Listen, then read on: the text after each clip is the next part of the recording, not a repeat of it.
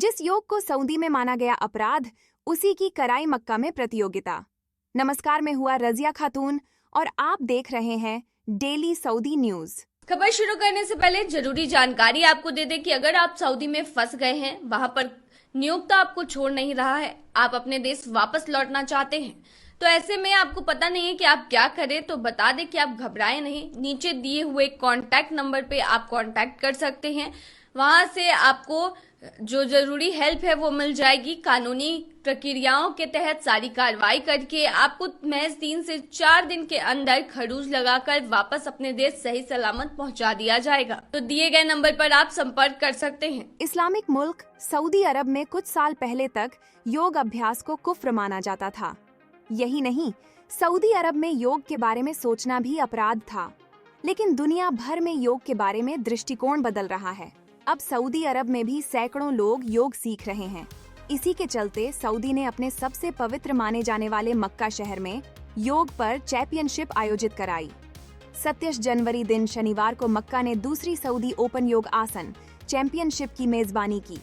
इस प्रतियोगिता को अल वहदा सऊदी क्लब ने आयोजित किया। इसमें बड़ी संख्या में लड़के लड़कियों ने भाग लिया और योग आसन किए।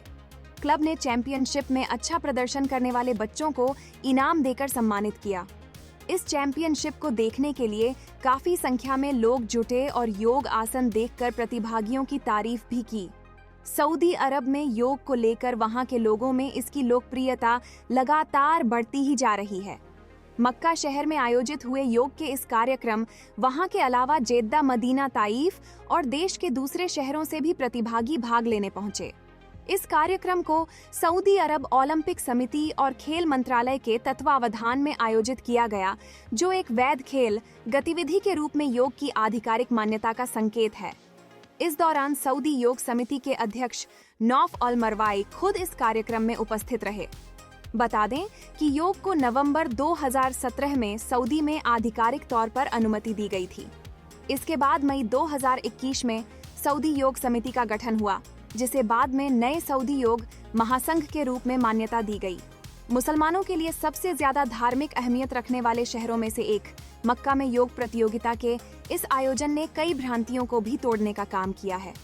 दुनिया के कई मुस्लिम देशों में कट्टरपंथी योग का विरोध करते रहे हैं, लेकिन सऊदी ने मक्का में योग के इस सफल कार्यक्रम का आयोजन कराकर उन सभी कट्टरपंथी इस्लामिक देशों को करार जवाब दिया है जो अभी भी योग को कुछ और अपराध मानते हैं।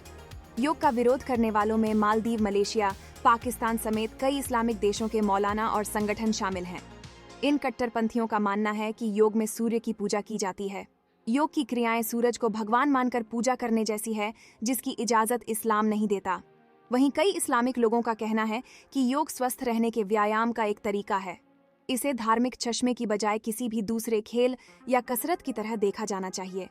संयुक्त राष्ट्र ने 11 दिसंबर 2014 को 21 जून को अंतर्राष्ट्रीय योग दिवस के रूप में मनाए जाने की घोषणा की। दुनिया भर के कई देशों में योग अभ्यास को नियमित रूप से अपनाया जा रहा है।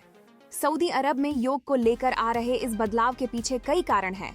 उनमें से एक हैं 38 वर्षीय नौफ अल मारवाई।